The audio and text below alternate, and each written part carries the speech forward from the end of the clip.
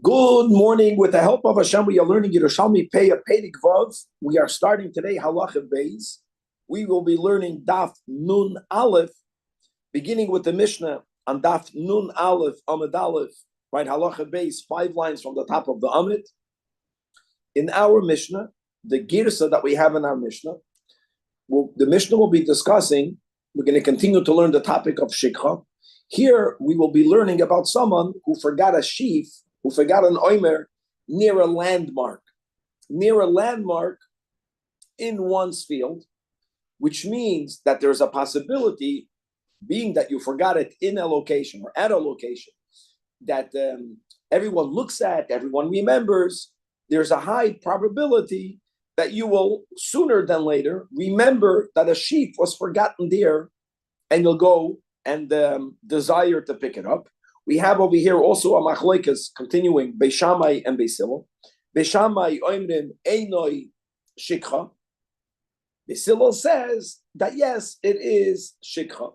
Now we did mention at the end of Daf Nun Amud Beis, when we were learning the first Mishnah in this Perek, a havamina that the svara behind Beis Shammai and Beis Hillel in the first Mishnah was about forgetting a davar mesuyam. Remember, Beis Hillel says that if it's 4 kav to 1 kav, even though the maskana was, it's connected to Royin, like we learned, but our Mishnah will be connected to a davar mesuyam.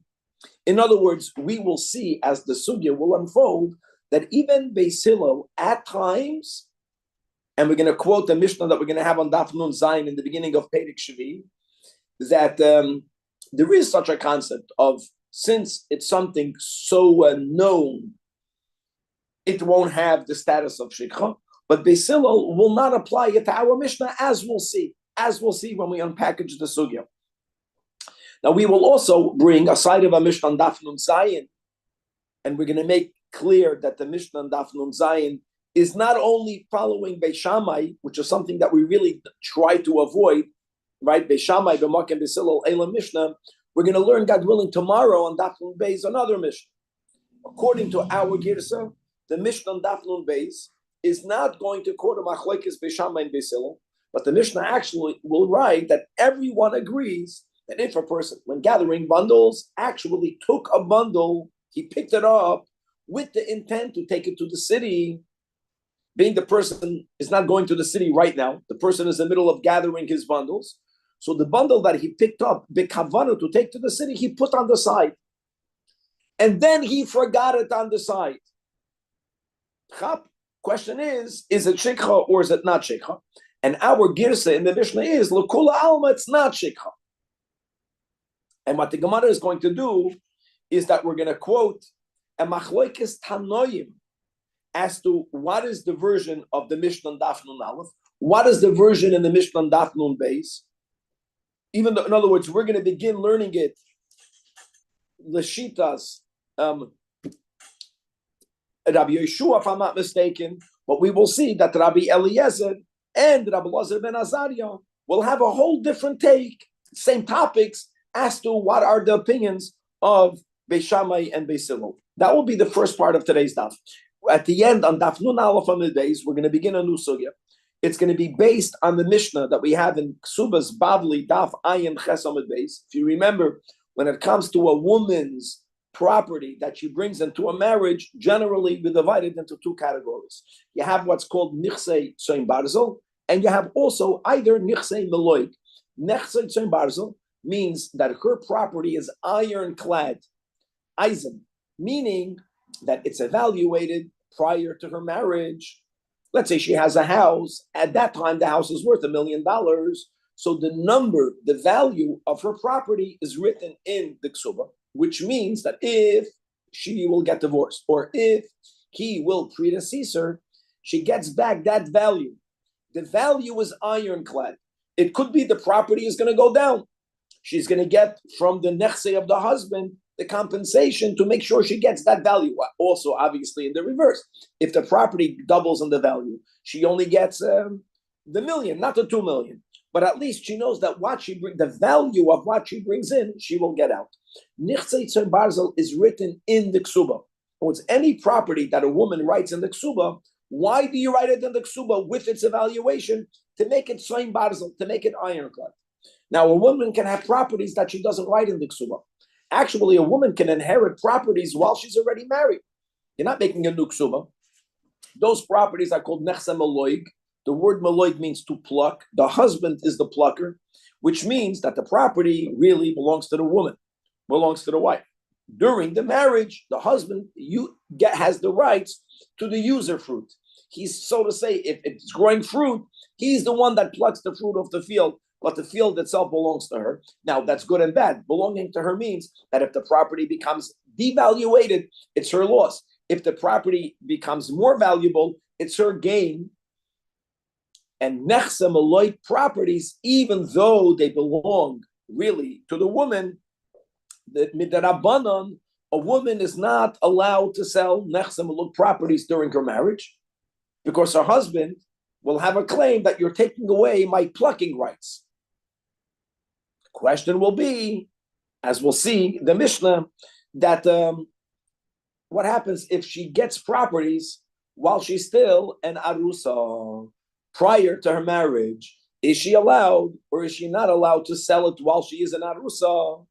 And we're going to see over there machlokes beishamai and beisilo, and the reason why we are bringing in the machlokes of ksubas, which has nothing to do with the dinam of payam, is because we are leading into a topic, whether we'll get there today, whether we'll get there partially today, whether we'll only get there tomorrow. And that is like, this will be the final intro, that we all know that with all the arguments of Beishamai and Beisilol, the klal is that Beisilol is the Mekel and Beishamai is the Machman. Beishamai is the stringent one, Beisilol is the lenient one. And because of that rule, when there are exceptions, the exceptions were gathered in Masechtas Eiduyois. There, the Mishnah makes a compilation of all of the arguments where it's the opposite, where Beisilol is the one that's Machmer, Beishamai is the one that's Mekel. The Gemara is going to go through various arguments, Beishamai and Beisilol, which will also include our topics that either are or are not mentioned in Eiduyois, where it appears that Beishamai is the Mekel, Beisilol is the Machmer, and the question will be, why are they not mentioned in Eiduyois? And we're going to have to see if the answer of the Gemara is going to fit by quoting other Mishnayos that actually are mentioned over there. This is a kitzur of Daf Nun Aleph. Let's dive right inside. Daf Nun Aleph, 5 lines from the top, the second Mishnah of this Perek, says the Mishnah, if you have a bundle, and here it's about the location. Last Mishnah was about the size, right? 4 kav to 1 kav. It was near. Now it's extremely important to know that the Mishnah is going to give 4 examples, 4 landmarks. There are different ways of understanding the words of the Mishnah. From the Gemara Yerushalmi's observation or question that we have on Daf Nun Aleph, Amud Aleph, we will interpret it the way we will. And that is, Gafa is a wall is something stationary, and this is of significance. Actually, the Mara Fulda writes, a wall is a koisel. Gafa is a wall that's made out of uncemented stones. Could be in fields. They didn't build Gavaldika walls, but anyways, Gafa is some sort of wall. The word Gadish is a stack of grain. Okay, no one debates that. Bakar, if the word bakar is bakar, a bakar means cattle. Now, guys, cattle, right, animals, they're not affixed in a location. A wall is. A Gadish is. You have a pile. Bucket is moving around. There were others that read the word not bucket with a comments and a comments, but with a segel and a segel. Beked, and Beked would then mean a cattle stall, some sort of little barn, which would mean that Beked is also something very stationary. But as we'll see, Gemara Yerushalmi did not read it that way. Kalim also. Either Kalim means the way the Gemara understands it are farming tools that were used for plowing. Farming tools are movables. I use them. The farmer uses them. Sometimes it's here, sometimes it's there. Other people understood that Kalim is referring dafke to a shed in which the Kalim are stored. And this is very important. In other words, either the Mishnah is giving 4 different types of landmarks that are affixed in the field. And the case of the Mishnah will be that you have something that's affixed, near which there was the bundle, and now you forgot that bundle. But again, like we mentioned, we'll see from the comments the Gemara makes that the Mishnah, who gives 4 examples, they're taka different. The first 2 is something that's affixed, and we're going to read not Beckett, but Bakar and Kalim are movable items. Nevertheless, it's movable items, but they're large. They're movable items that people look at. They're movable items that people need, that people will go get. And what happened? Let's go with our girsa. And you forgot a bundle. You forgot one oimed near either of these 4. Why will it not be shikha? Because since you forgot the bundle, let's say the words near something that's prominent, near something that is there. So therefore, you are bound to remember the oimed, because the location is a location, right? So since you will remember it, lechatchila, it's not considered shikha. Which is again, if you remember how we concluded yesterday, share and daf nun amid base, that was one of the options of understanding the second machlokes in the first Mishnah in the spade. Same concept. So even though we ruled it out over there, this will be the logic behind Beis Shammai over here, and Beis Hillel that at shikha. Now, very superficially, you would say, yeah, this fits. Yeah, Beis Shammai is b'koyach, Beis Hillel is b'poyel, right? In other words, you forgot it, the poil, but potentially or likely you will remember it. What we will see when we learn the Gemara, when we're going to start bringing Mishnayos that we have later in this Masechta, that Beis Hillel will also subscribe that at times we will say that if the bundle was forgotten, or if something, we'll see a tree, the case will be an olive tree, and you passed over an olive tree. If the olive tree is something unique and special, even Beis Hillel will agree it's not considered shikha. It's the concept that if you forget something, let's use our words, that is bound to be remembered, it's never lachatchila not called shikha. Even Beis Hillel agrees to it.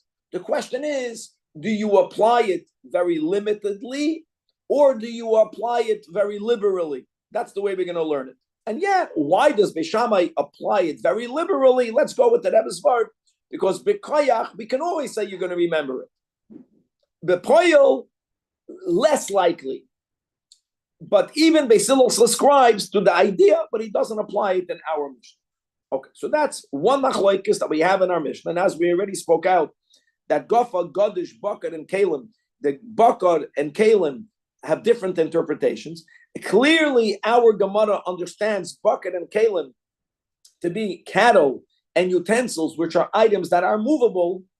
All right, they are a lot less significant than Gofa and Godish. Right, they're not a landmark. Today's here, tomorrow's there. And the way the Gemara is going to point out the novelty is B'lashon Kasha. I know, like we have very often, especially in the Yerushalmi, many different girsas. So guys, bear with me. We're going to follow the girsa that the Gemara brings over here, that the Gemara is saying, beginning with the Gemara, that V'kashya al the Beis Hillel.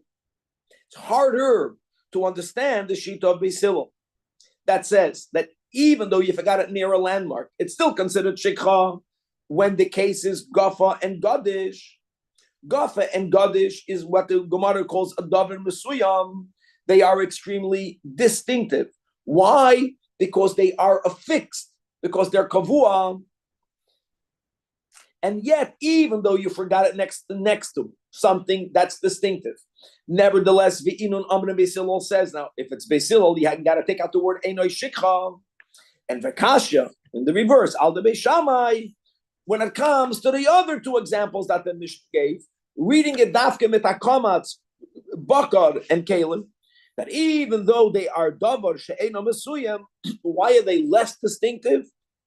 Because they're movables. They're not in the same place. By the way, a Gadish is not a wall, but it's always in the same place. The wall that's uncemented is shvachet than a wall that's cemented. That's the word, but at least it's affixed. And nevertheless, v'inun omrim that she'einoi shikha, that will be a girsa. Okay. Before we go on, let us go even better. I said Daf Nun Zayin, that was my mistake. We have a Mishnah on Daf Nun Ches. Flip ahead. We're going to go now to read inside the first Mishnah in Perek Shvi, in Perek Kol Zayis. There, the Mishnah is speaking about shikha. But we're speaking about shikha, that a farmer forgot an entire olive tree. Says the Mishnah, Kol Zayis sheyesh lo sheim basada. Zayis means a tree. Any olive tree that is somehow distinctive, it has its own unique name. Afilu kizeis hanotoifa b'shatoy. In other words, even if what makes it special is because the olives produce an abundance of oil, so what? But that is what makes this tree distinctive. If the person who is harvesting the olives forgot that one tree, and even though the rule by shikha is if you forget one or two, it's considered shikha, says the Mishnah, ain't a shikha. And now let's keep on reading in the Mishnah. That it's distinctive either b'shmoi or ubemasav. That means there is a unique name, as the Mishnah will give, or its productivity, like we just mentioned. Its olives have a lot of oil, or there's something unique about its location. And we don't have to read further. That Mishnah does not say machlokes b'shamai and b'silul. So the Gemara is really going to point out, hold on, my friends, if we have in our Mishnah, Beishamai is the one that says Eino Shikha, because it's near a landmark. There's something unique about it. Let's say the words that it's destined to be remembered. Beisilul says Shikha. Will that mean that Daf Nun Ches Mishnah is only following Beishamai, which is certainly something we want to avoid? Let's read it inside. So we're quoting the words b'mekaymai, the three, right? B'shmai, b'masav, u'b'mekaymai. And that means what's b'mekaymai? Mamish, like the case of our Mishnah, that hu oimed b'tzad hagas, if the olive tree is not unique, doesn't have a unique name. Alama, it's near the wine press, or it's near, there is a pirza, there's a break in the wall, and that is where the tree is. In other words, people know there's a break in the wall. They're going to go fix the break in the wall. When they will go there, they will remember, they will see the olive tree. So clearly the Mishnah is using even its proximity to something distinctive as a reason why the Mishnah says, Stam Mishnah, that yes, that Einoi Shikha. So frag the Gemara Masnisa the Beishamai, because in our Mishnah only Beishamai says Einoi Shikha. And like we quoted in our introduction, we have a rule that Beishamai, B'makim Beisilo, Eino Mishnah. So how you talking that it sounds like the Mishnah is only following Beishamai, turning to Daf Nun Aleph, Amid Beis. And this is so important. Amar Rabbi Yosi, says Rabbi Yosi, that the Mishnah in the beginning of Perek Shvi, the Mishnah on Daf Nun Ches, Divrei Hakol Hi. Why? Because Talmud over there in the 7th chapter, what you have there is shikha, not on a bundle, shikha on a tree, which is already a davar mechubar. And what's the b'mekoymai? We said it's near either a wall, right, a pirza in the wall, or near a wine press. Bitzad davar mechubar. This is really what we would call a davar mesuyam. And therefore, coming back, don't learn superficially the Mishnah that Beis Hillel holds the poil. If you forgot it, you forgot it. Beis Hillel also subscribes that there are certain items that the likelihood of you remembering it is so high that we don't say it's considered shikha. He agrees to that. He applies it in a very limited area, which is where both are davar mechubar, but tzad davar mechubar. But over here, what is the Mishnah talking about? A bundle. A bundle is davar talosh. Even though the Mishnah gave 4 examples, and even though 2 of those examples, as the Gemara pointed out on Amad Aleph, takakasha, The kasha means not a tiyufta, but wow, it's taken near davar mechubar. Nevertheless, it's not considered a davar mesuyim enough for Beis Hillel to say that it's not shikha. And by the way, I want to add something, and that is like this: that we learned that shikha isn't only shikha's omer. You have shikha's kama. Shikha's kama means, we had this in the previous chapter, that when you're harvesting standing grain, if you pass by 1 or 2 bundles of standing grain, that is also considered shikha. Now, that's a davar mechubar. That is a davar mechubar. Are we going to say, based on what on Rabbi Yossi, that even Beis Hillel will be moided to Beishamai over there? So we're going to have the Rashirilio in next tomorrow's daf on daf nun beis. He'll say no. He'll say that even when we're talking about shikchas kama, you cut the entire kama. You cut. That means when it will be cut, there won't be any davar mechubar. The Mishnah in Perek Shvi and daf nun ches is speaking about an olive tree. An olive tree you're never cutting down. You're only harvesting the olives. That is what the Gemara here is saying a davar mechubar. In other words, the bar of us saying, even though you forgot it, that you didn't forget it, Beis Hillel is very high. Okay, good. So, like we mentioned in the introduction, we had in the first Mishnah in Perek Shishi 2 arguments Beishamai and Beis Hillel. Today we began halacha beis of Perek Shishi in our dafim on daf nun aleph. We have 1 machlokes Beishamai and Beis Hillel if you forgot an omer near a davar mesuyim. Okay, and then we're going to have tomorrow on Daf Nun Beis, Amid Beis, we're going to have a Mishnah in which our girsa is that there is no machlokes, meaning Beishamai and Beis Hillel both will agree that in Daf Nun Beis we're going to go by the Dafim. The case there won't be shikha, and what's the case over there? That you are gathering the bundles, like we mentioned. You gather the bundles to bring them into the Gadish. When you pick up 1 bundle, you remember that you need at least 1 bundle in the city. You're not taking it to the Gadish. You picked it up. You didn't leave it in the row. But then you put it on the side because you want to take it to the city. Turned out that you forgot to take it to the city. At the end, you forgot it there. Says the girsa that we have in our Mishnah, in that case, everyone holds it's not shikha. Why? Because you picked it up. You picked it up. Okay. Says the Gemara, Amar Rabbi Eloi. We're speaking about Tanoim here. Says Rabbi Eloi, Sha'alti es Rabbi Yoshua. I asked Rabbi Yoshua, Be'elu oimarim chalukim Beishamai Beis Hillel. Is the girsa that we have the correct girsa? Which means that they argue when it's near a landmark. They agree if you initially remembered and later you forgot. Is that correct, the way we have it? And to which the Tana, Rabbi Yeshua, told Rabbi Eloi, and he used a Lashon Shavua, Betoida Hazois, which means I swear that yes, that the way we have it, if the issue is that you lechatchila, from the outset you forgot a bundle, but elama, it was near a landmark, there is where we have the machlokes, like we have it in our girsa. Beishama yoimrim einoi shikha. That's the girsa. Beis Hillel yoimrim yes shikha, which then means that the Mishnah Daf Nun Beis Amid Beis, which is the case where they all agree, is like we spoke out, that the farmer did not forget initially when he was gathering the bundles from the row. He remembered that bundle. Elama, he put it on the side, the kavana to take it to the city. At the end, he forgot to take it to the city. He didn't go to the city, or he forgot to take this bundle to the city. Since lechatchila, when he was gathering the bundles, he remembered, everyone holds that it's not shikha, the way we have it.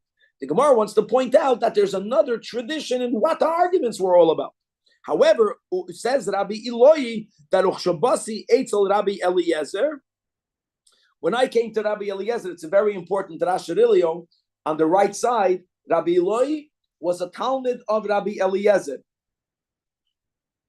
Which Rabbi Eloi are we talking about? The famous Rabbi Yehuda, right from the 5 Talmidim of Rabbi Akiva. Rabbi Yehuda and Rabbi Eloi, the Rosh HaMedabrim. That's Rabbi Yehuda Rabbi Eloi. So now we know who he is. So the father of Rabbi Yehuda was a Talmud of Rabbi Eliezer. Obviously, this is in the same time of Rabbi Yeshua. He went to Rabbi Yeshua, and Rabbi Yeshua authenticated the girsa that we have. But when he went to his Rebbe, when he went to Rabbi Eliezer, Amar Li, excuse me, said Rabbi Eliezer to Rabbi Eloi,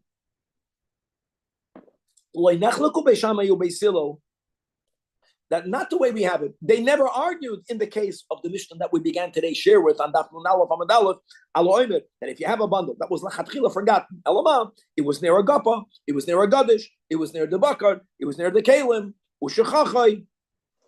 Everyone holds the abam that it's considered that it's considered shekha. Forgetting something near a landmark is inconsequential. It's big. Not only if the landmark is immovable, but even if the landmark is a wall, it's inconsequential. Now we appreciate the way Rabbi Yechon put this together. Yes, there is one exception, and that will be Pedek Shavi. If you forget a tree, which is a davar mechubar, and either it's very unique in itself, or it's near something that's mechubar, that is the only time where everyone will agree that it's not shikha. But the case of our Mishnah, everyone will hold that it is shikha. It's amazing. So the Mishnah that we will learn tomorrow, on Daf Nun Beis Amud Beis, actually, that is where we have the argument. You have a person that gathered the bundle from the road. Instead of him taking it to the Gadish for it to be threshed, he says, this bundle I need to take to the city. So he put it on the side. And then he forgot it. But lechatchila, he didn't forget it. One second. Not only did he put it to the side, it's not enough. But that's the case. On a Sunday, he put it near the Gaffa, or near the Gadish, or near the Bakar, or near the Kalim. So you have to have both. And he forgot it. Wow. Only Beishamai Oimene Shikha. Not only because you put it near a landmark, that in itself doesn't do it. But since in the beginning, initially you did not forget it. Number two, you put it near a landmark. That's where Beis Shammai says it's not shikha. Yes, it is shikha. This is amazing. So it's a whole different tradition. Like who said what? What was the case? And continues Rabbi Eloi that Shabasi, when I came, so basically there's a machlokes, Rabbi Yeshua and Rabbi Eliezer. Guys, it's amazing. We're standing before Pesach, right? These are the characters in the Haggadah. I came in front of Rabbi Elazar ben Azariah, right? And Amali, to which Rabbi Elazar ben Azariah tells me, Rabbi Eloi, Habris, because Rabbi Yeshua used the words Batoida Hazois. Batoida Hazois is a lashon of Ashua. So he said another lashon of Ashua. The Torah is called Torah, the Torah is called the Bris. That hein hadvarim shenemru lo Moshe b'chayrev. No, that you're right, meaning you, Rabbi Eliezer is correct. How is Rabbi Eliezer correct? These are the words that God told Moshe Rabbeinu b'chayrev. What do we see clearly over here? That when Beis Shammai and Beis Hillel argued, God already told us to Moshe Rabbeinu. Doesn't mean that God told them what Beis Shammai says and what Beis Hillel says. It means both Sedadim, that are the rationale, the perspectives of Beis Shammai and Beis Hillel were both taught to Moshe b'chayrev. And that's the meaning of Elu ve'elu divrei Elohim chayim. How great is that? Okay. So whoever came now, you came at a perfect time. We are on Daf Nun Aleph Amud Beis. And as we were about 2 dots. And as we said, we're going to go off topic to come back on topic. I don't know if I'll have enough time to come back on topic today, but here we go. When a man marries a woman, the marriage, as it has to be effective, is a 2-step process. First step is called Kiddushin or Erusin, even though the Goyim Lahavdil use the word engagement. What the Goyim refer to engagement has nothing to do with what we're talking about right now. Kiddushin or Erusin, which means the same thing, affects a legal bond to the point that this woman is called a bona fide married woman. Bona fide married woman would mean that if, God forbid, she commits adultery, she's chayiv. She's chayiv mis. She's married. If they want to break off the engagement, she has to get a get. I'm saying this just to make it clear that when we use today, when we borrow a term of engagement and we apply it to where it's applied today, such a union, such a commitment is not legally binding to the level where she's considered a married woman. And if you want to break off, God forbid, an engagement, actually it's very difficult because we don't know how to do that properly. In other words, if there's a kedushin, for that you have a get. If there is this word, how do you break your word? You can't break your word. So it's actually quite complicated. Even though de facto these things happen, and when it happens, if the parties forgive each other, and that's life, and God willing, everything goes on to something better for them. But anyways, kedushin is step number one. Step number two is nisuyin. Actually, in the times of Chazal, kedushin and nisuyin were done around 12 months apart. They used to make a big gathering, mesiba, party for the kedushin. They would make another party for the nisuyin. It became very expensive. Can you do imagine 2 weddings? So what they did was, and this happened more or less in the times of Rashi, is simply, it wasn't only for financial reasons, it was also because of financial reasons. The other reason is that then the people, they got engaged, men got engaged, like the Mishnah says, 18, 19, and in many European countries, there were drafts, and you can have a Jewish chassan who gets drafted to the war, and she needs a get, and he doesn't return, and she becomes an aguna. Rashi found it very disadvantageous to have such a big separation. He advocated to make the kedushin and the nisuyin all together, which is exactly how we do it today. The irony is that what did we end up doing? We ended up making an engagement, and then we make an engagement party, and go make an engagement party. You'll see it's going to cost you by $20,000. No, it's one of the main reasons of putting them together is and we figured out how to shoot ourselves in the foot. But that's an interesting comment. There was a lot of pushback against Rashi because our tradition was they were done months, if not a year apart. And ultimately, it took a long time. I heard a good shir from Harav Levin of what happened historically.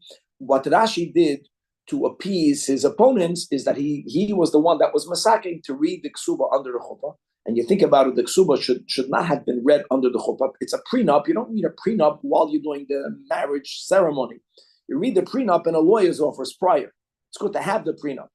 Rashi did it in order for there to be something that's mafsik between the kedushin and the nisuyin. And actually, by Ashkenazim, we don't even sign the ksuba under the chuppah like the Sfardim do. We have it signed before. It's just read. It's just something lahafsik. So there's the kedushin and there's the nisuyin. When a woman is for the nisuyin, you need to have a ksuba. For the kedushin, you don't need to have a ksuba.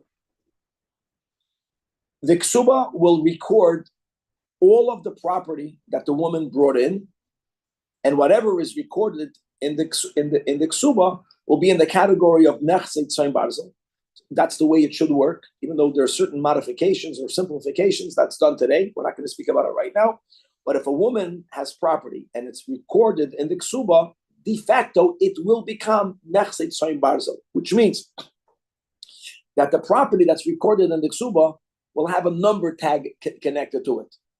And the reason why they put a number tag is because if the ksuba is going to be activated, which happens if either he divorces her or if he predeceases her, and therefore she has now the rights from the state, because other than the ksuba rights, by title law, the state goes to the heirs, which is not the wife, by title law.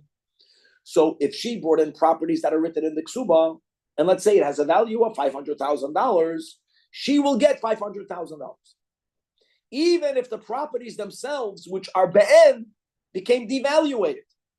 So the heirs or the husband who divorced her, ex-husband, cannot tell her, listen, take your properties back. If it's written in the ksuba, he's being makabel achrayis to give her back that value. That's called nechsei tzayin barzel. A woman might have things that are not written in the ksuba. Like today, by Ashkenazim, I have a very simple ksuba.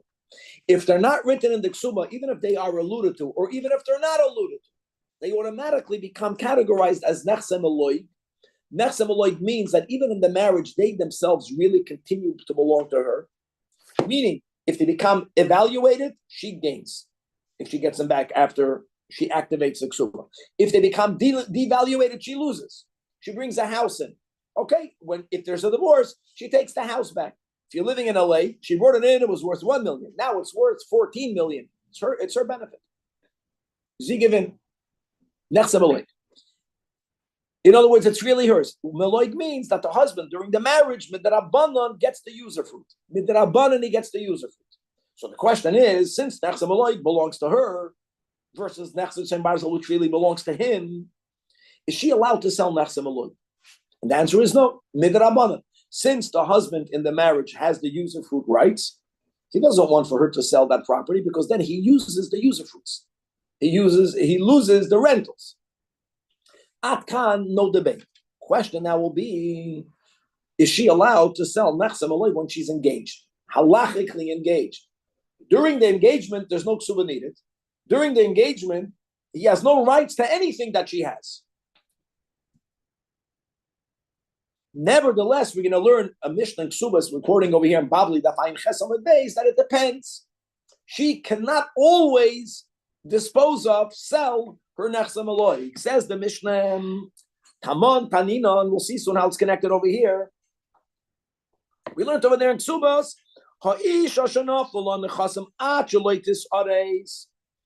if she already owned those properties prior to the Eidosin. Now the Mishnah uses the word shenaflula. Shenaflula means it fell to her. That's an expression that's used by Yerusha. It's just an example, right? Today women work in a whole different level. She bought it. Doesn't matter how. If she became in possession of properties that are destined not to be nechse tzoyin barzel, nechse meloik. So if she already owned it prior to the Eidosin, dear, says the Mishnah, Moedim Beishamai Beisilo, everyone is of the agreement that even during the engagement, the halachic engagement, Shehi Moicheres V'Nisenes, and whatever it is that she does, she can do it pre facto, zicher, therefore post facto, what she did stands. However, here's the however.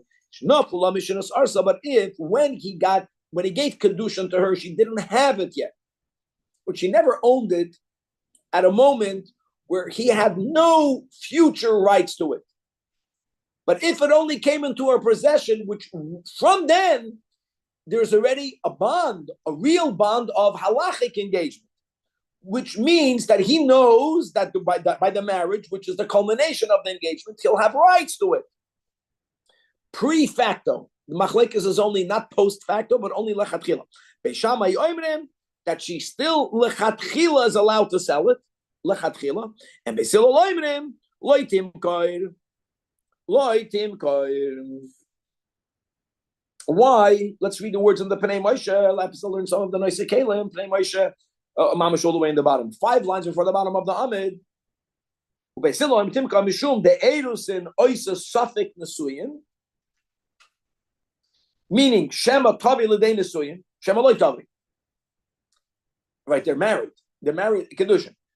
Will there be Nesuyin? Maybe, yeah, but there's a maybe. And therefore, Hilkach Lechatchila Loi Timkar. That's basically just to know. I want to read the Pnei Moshe mainly to just show you that even Beis Hillel that says she should not sell it, it's only a din of Lechatchila, but post facto, Abba B'diavad, Ketani Hasam, if you'll read over there in the Mishnah Ksubas, the Moedim Shemachra V'Nasna Kaya. That's just to get the words Kaya. You know, it's if she got it be free pre-Eidosin, not only is it Kayam, but Lechatchila, everyone agrees Shemar Cheres V'Neisenes. If she gets it only after she was engaged, Beis Hillel is the one that says she cannot sell. Now let me ask you a question. When you hear the Mishnah, and the Mishnah is focused on her, she is allowed to sell, she's not allowed to sell. Who is the Mekel, who's the Machmer? Who's the Mekel, who's the Machmer? Beis Hillel says you can't. He's being Machmer. Problem is that in Mesechtes Eduyos, the Mishnah Dir series of Mishnayos puts together the exceptions where we find throughout Shas where Beis Hillel is the Machmer and Beis Shammai is the Mekel. The question is, why wasn't this Mishnah mentioned over there? We're going to come back to pay in a moment. And on that, says the Gemara that Rav Pinchas boy Rabbi Yosi why was this Mishnah in Ksubais not learned over there? As an example, another recorded, gathered case where Beis Shammai is the Mekel, Mikula Beis Shammai, Ubeichumene Beis Hillel. Beis Hillel says Lachatchila don't sell it, and for that answered Rabbi Yosi a rule which is gavaldik, the gavaldik will be challenged now from our sugya that lo yosenon masnisa, the Mishnah over there in the Duyos, when we're speaking about the novelty, where Beis Hillel is the machmer. Machmer means from everyone's perspective, it's chomer. So if the issue is kosher or treif, kosher is kal, treif is chomer. All monetary cases has parties. So we're saying Beis Hillel says don't sell it. So it sounds like he's being machmer. No, he's being makel for him. The kal mishnei tzaddim, but over here, and over here doesn't only mean over here. It means dinner de mamayna v'choura. Chomer hu mitzad echad, the kal mitzad sheini. In other words, I can argue that Beis Shammai is machmer for a chassid. And then, like we have another 2 minutes, let's turn to Daf Nun Beis. Just to begin, we'll conclude tomorrow. Why are we bringing it over here? Because many of our Mishnayos are quoted in Aduyos. We are talking about Peah. By the way, guys, Peah the same thing. When you say that it is Shikha or it's not Shikha, well, from whose perspective? From the Ani, Shikha is good. Not Shikha is bad. From the farmers, it's the opposite. So at least let's chop one. So flag the Gemara, if we're going to follow that rationale, but yes, Daf Nun Beis on the top of Hataninon. In Eiduyos, they quoted. Now we're beginning to the beginning of the Pedic. Guys, we're going to come to our Mishnah in a moment. That Beis Shammai Oimrim, that's the first topic in Pedic Shishi. Hefker laniyim hefker.